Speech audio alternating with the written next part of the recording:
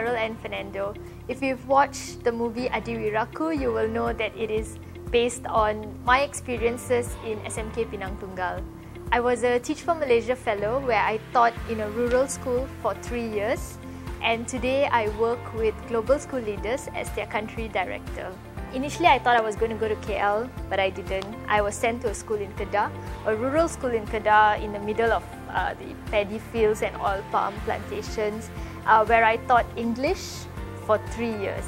So when I first went into the school, I thought that my students were at Form 1 level, but I was very surprised to find out that many of them still struggle to read and write in English, and even in Bahasa Malaysia for that matter. I was very surprised at the level of literacy. And it was then that I realized that our role as teachers is very important.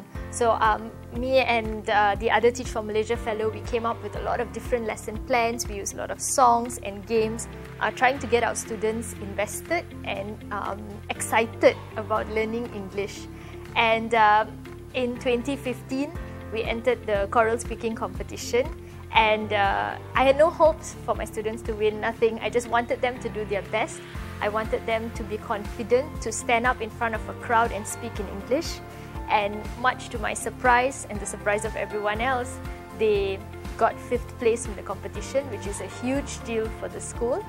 And from that, the story went viral, everybody read about it, and then they got an opportunity to act in their own movie, which is Adiwiraku.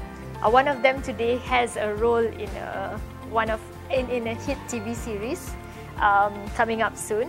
So I think that movie, that choral speaking win, even though it was very small at that time, but it opened up a lot of opportunities. And today, if you look at the school, lots of students there, they are very confident. They think they can speak English and they think they can really do anything now. So I'm currently working on an initiative called Global School Leaders. What Global School Leaders does is that it trains school principals from underperforming schools for 2 years, giving them the skills and the knowledge that they need to transform their school. So next year, we are looking at piloting with 25 schools, among which will include Sekolah Rendah Kebangsaan, Sekolah Menengah, as well as Tamil schools.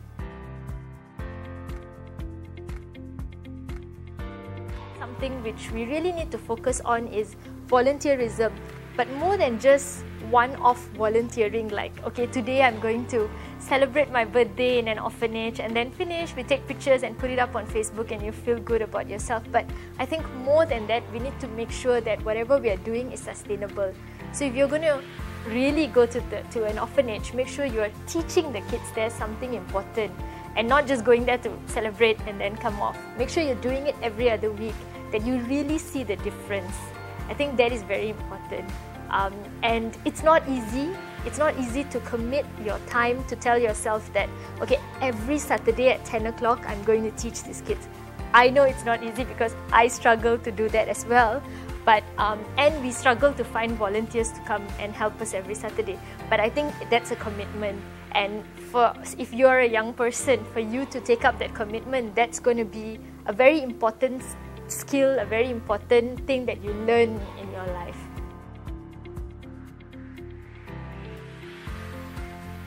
I think one of the biggest challenge in our community these days, we're like information overload, but we lack of wisdom.